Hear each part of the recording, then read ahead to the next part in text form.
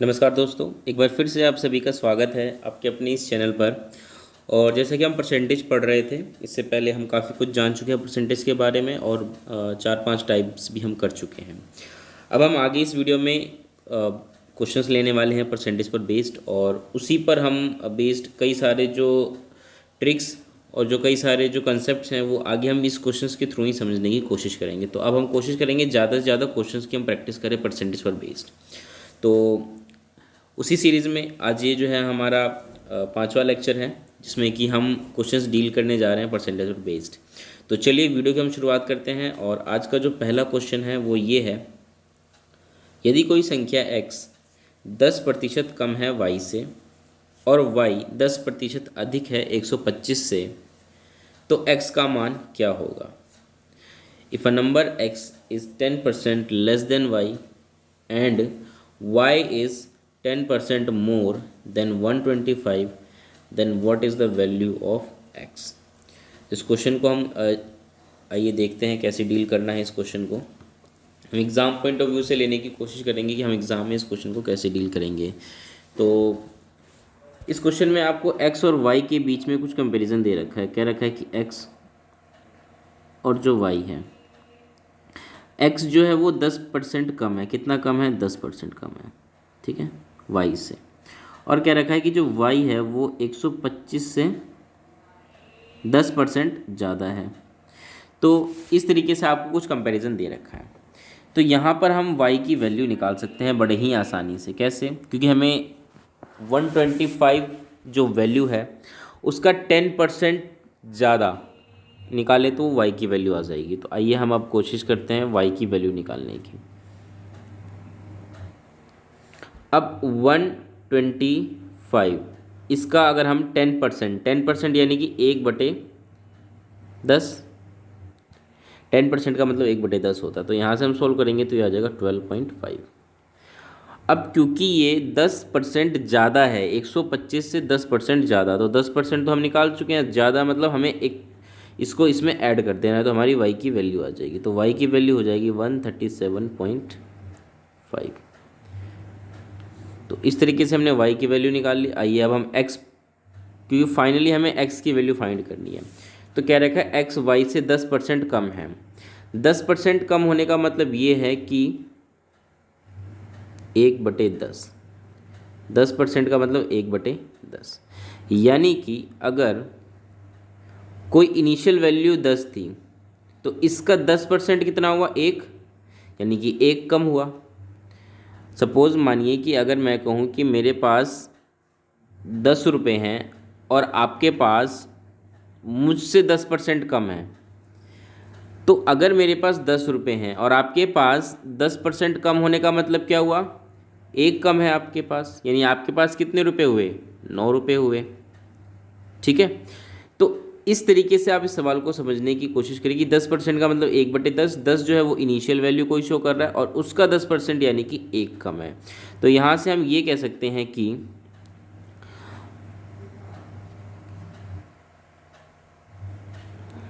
क्योंकि x कम है y से, तो y अगर मैं 10 मानूँ तो x 1 कम यानी कि 9 हो जाएगा। इसमें कोई डाउट नहीं होना चाहिए। अब 10 और 9 एक तरीके से रेशियो है, तो आप इसको इस तरीके से लिख लीजिए, 10 यूनिट लिख लीजिए और इसको 9 यूनिट लिख लीजिए। तो 10 यूनिट की वैल्यू, क्योंकि हम y की वैल्यू निकाल चुके हैं ऑलरेडी 137.5, तो यहाँ से हो जाएगा 10 यूनिट बराबर 137.5, और यहाँ से हम 1 यूनिट की वैल्यू निकाल लेंगे 137.5 डिवाइडेड बाय 10। तो जब आप सॉल्व करेंगे तो ये आ जाएगा 13.75। अब आप यहाँ से इसको ऐसे कर लीजिए, क्योंकि 1 यूनिट की वैल्यू 13.75 आई है और x y से सिर्फ 1 यूनिट ही कम है ना, 1 यूनिट ही कम है। तो 10, क्योंकि y की वैल्यू कितनी है? 137.5 है, और क्योंकि x 1 यूनिट कम है, 1 यूनिट मतलब 13.75। तो आप इसको माइनस कर दीजिए और यहाँ से हम x की वैल्यू निकाल लेंगे। तो ये हो जाएगा 14 में से 7 गया 7, ये बच गया 6 में से 3 गया 3, 2 में से 3 में से 1 गया 2, तो 123.75 इस तरीके से हमारा x का वैल्यू आ जाएगा। ठीक है, तो ये एक तरीका हो गया इस क्वेश्चन को डील करने का। चलिए अब हम अगला क्वेश्चन देख लेते हैं। यदि a की आय का 60% b की आय के 75% के बराबर है और b की आय a की आय के x% के बराबर है, तो x का मान बताएं। कह रखा है कि A's income is equal 60% of A's income is equal to 75% of B's income, and B's income is equal to x% of A's income, then find the value of x। तो आइए इस क्वेश्चन को हम देखते हैं कैसे डील करना है। हमें यहाँ पे लैंग्वेज दे रखी है, इस लैंग्वेज से हमें एक इक्वेशन बनाने की कोशिश करनी चाहिए। जैसे कि अगर यहाँ पे क्या रखा है ए की आय का 60%,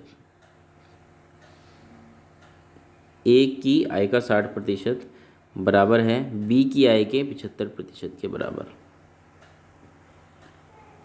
ठीक है, अब यहाँ से आप सॉल्व कर सकते हैं इसको, परसेंटेज से परसेंटेज काट दीजिए, 15 चौक 60, 15 बचे 75। ठीक है, तो यहाँ से A/B आ जाएगा हमारा, A/B आ जाएगा। ठीक है, A/B कितना आ जाएगा, A/B आ जाएगा हमारा 15:4 आ जाएगा। ठीक है, सॉरी 15 नहीं होगा, ये 5 होगा। ठीक है, 5 होगा, ये 5:4 आ जाएगा। तो अगर मैं A की वैल्यू 5 कंसिडर करूं और B की वैल्यू 4 कंसिडर करूं तो हमारा काम बन सकता है। अगली स्टेटमेंट ये है कि A की आय B की आय के x% के बराबर है।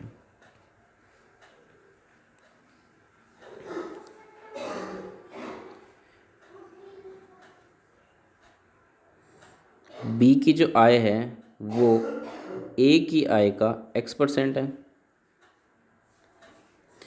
तो अब हम चाहे तो यहाँ से इसको इस प्रकार से सॉल्व कर सकते हैं, A की वैल्यू हम 5 कंसिडर कर ले और B की वैल्यू हम 4 कंसिडर कर ले, तो यहाँ से हमारा x का मान जो है वो निकल सकता है। तो B की जगह आप 4 रख दीजिए, A की जगह 5 रख दीजिए, इंटू x/100 कर दीजिए।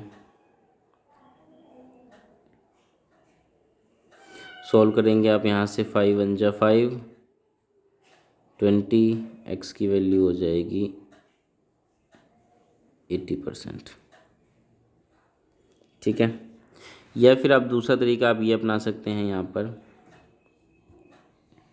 थोड़ा सा हम अगर लैंग्वेज को समझ लें एक बार, कि B की आय A की आय के x% के बराबर है। x% के बराबर मतलब x की तो वैल्यू हमें पता ही नहीं है, तो एक इस तरीके से यहाँ पर लैंग्वेज थोड़ी बदल दी गई है। आपसे इनडायरेक्टली ये पूछा जा रहा है कि जो B की जो आय है वो A की आय का कितना प्रतिशत है। किसकी आय का? A की आय का। तो A की आय का पूछ रहा है, तो A की वैल्यू जो है आप वो नीचे रख दीजिए 5, और कंपैरिजन करना है B को, तो B की वैल्यू थी 4, तो इसको 4 रख दीजिए। कितना परसेंट है ये निकाल लीजिए, इंटू 100 कर दीजिए, आप आ जाएगा 80%। तो इस तरीके से भी आप इस क्वेश्चन को सॉल्व कर सकते थे। चलिए अगला क्वेश्चन देखते हैं। यदि A का 30%, B का 0.25 है और C का 1/5 है, तो A/B/C का मान बताएं। चलिए इस क्वेश्चन को देखिए हम कैसे हैंडल करेंगे। A का 30%, A का 30%, ठीक है, बराबर B का 0.25 को क्या मैं 25% लिख सकता हूँ? बिल्कुल लिख सकता हूँ। कैसे? आइए समझ लेते हैं एक बार हम।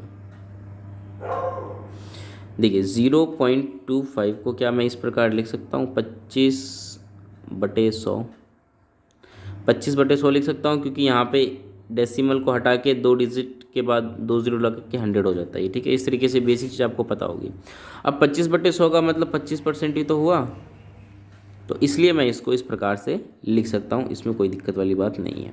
ठीक है, अब आगे स्टेटमेंट में कह रखा है कि सी का 1/5, सी का 1/5। अच्छा, 1/5 की अगर मैं परसेंटेज बनाऊँ तो 20% होगा, ये हो जाएगा सी का 20%। ठीक है, अब आप यहाँ से इनका रेशियो निकालेंगे कैसे, परसेंट से परसेंट काट दीजिए तीनों में, 5 से तीनों वैल्यू डिवाइड होगी, 5 4 जा 20, 5 5 जा 25 और 5 6 जा 30। तो ये वैल्यू आ जाएगी आपकी 6A is equal to 5B is equal to 4C।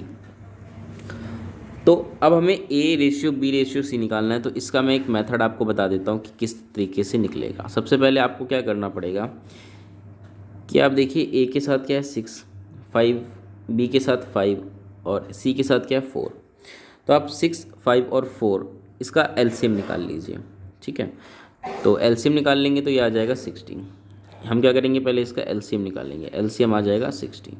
ठीक है, अब आपको क्या करना है कि कोई ऐसी वैल्यू सोचनी है जिसको कि हम 6 से गुना कर दे तो वो वैल्यू 60 बन जाए। तो आप कहेंगे 10। 5 को ऐसी संख्या से गुना करना है जो 60 बन जाए, तो आप कहेंगे 12। और 4 को ऐसी संख्या से गुना करना है जो 60 बन जाए, तो आप कहेंगे 15। तो यहाँ से A ratio B ratio C हो जाएगा 10 रेशियो 12 रेशियो 15। ठीक है, अब कुछ साथी को हो सकता है एलसीएम निकालना ना आया हो, तो मैं एलसीएम बता देता हूँ कैसे निकलेगा। वैल्यू क्या थी हमारी, 6, 5 और 4 थी। 6, 5 और 4। ठीक है, ये वैल्यू है, इसका हमें एलसीएम निकालना है। तो एलसीएम निकालने के लिए हम इसको डिवाइड करेंगे 2 से, 2 3 जा 6, ये डिवाइड नहीं होगा, 2 2 जा 4। अब देखिए यहाँ पे ये सारे के सारे प्राइम नंबर है, प्राइम मतलब अभाज्य संख्या है। तो अब हमें इसको आगे डिवाइड करने की जरूरत नहीं है, अब हम सीधा इनको आपस में मल्टीप्लाई करा देंगे। तो 5 2 जा 10, 10 3 जा 30 एंड 32 जा 60। तो इस तरीके से हमारा जो एलसीएम आएगा वो आ जाएगा 60। ठीक है, तो इस तरीके से हमें इस क्वेश्चन को डील करना है। चलिए अब हम अगले क्वेश्चन की तरफ बढ़ते हैं। दो संख्याओं में से बड़ी संख्या का 40% छोटी संख्या के 60% के बराबर है। यदि दोनों संख्याओं का योग 150 है तो बड़ी संख्या बताइए। तो मान लीजिए दोनों कोई संख्या होगी, तो हमें कुछ दोनों संख्या कंसिडर कर लेनी चाहिए। मान लीजिए कि छोटी संख्या A है,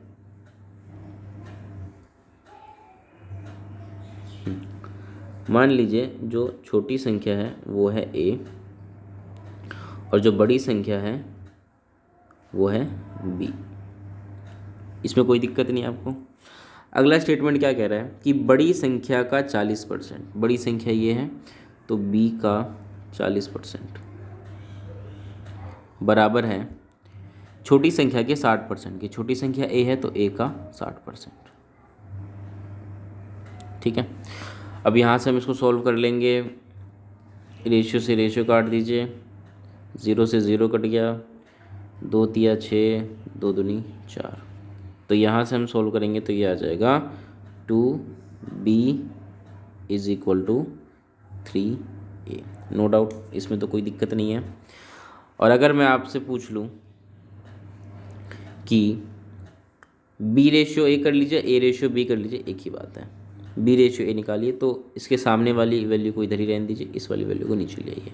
यानी B अगर 2 है तो A कितना है, B अगर 3 है तो A कितना है 2। और क्योंकि हमने छोटी वैल्यू A मानी थी तो देखिए A छोटा ही आ रहा है और B हमने बड़ी वैल्यू ली थी तो ये 3 आ रहा है। ठीक है, इसमें कोई दिक्कत नहीं, आगे स्टेटमेंट के अकॉर्डिंग बिल्कुल हम सही चल रहे हैं। सॉरी,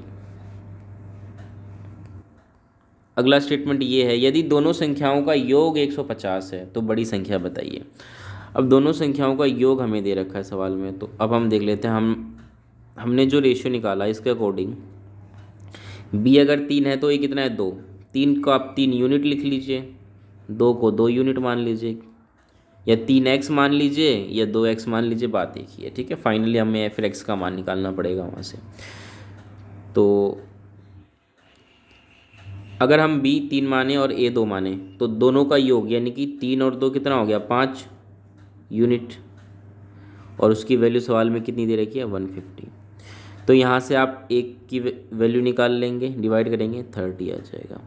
अब सवाल में हमसे क्या पूछा था, बड़ी संख्या, तो बड़ी संख्या हमें निकालनी है। तो बड़ी संख्या कितना है, 3 यूनिट है, तो आप इसको गुना कर दीजिए 30 से इसको मल्टीप्लाई, तो हो जाएगा 90। तो इस तरीके से हम इस सवाल को भी कर सकते हैं। तो उम्मीद करता हूँ कि ये जो हमने क्वेश्चंस अभी देखे ये आपको समझ में आ गए होंगे, और आने वाली वीडियो में हम और भी क्वेश्चंस करने वाले हैं। हम कुछ क्वेश्चंस लेके चल रहे हैं, और ये जितने भी हैं ये टाइप्स हैं, ये क्वेश्चंस वो हैं जो कि एग्ज़ाम में पूछे जा चुके हैं। तो फिलहाल आज की वीडियो में इतना ही। आने वाली वीडियोज़ में हम और भी क्वेश्चंस देखने वाले परसेंटेज को लेकर। अगर ये वीडियो पसंद आए तो ज़रूर लाइक करिएगा। तो चलिए दोस्तों, हम मिलते हैं हम अगली वीडियो में, तब तक के लिए नमस्कार।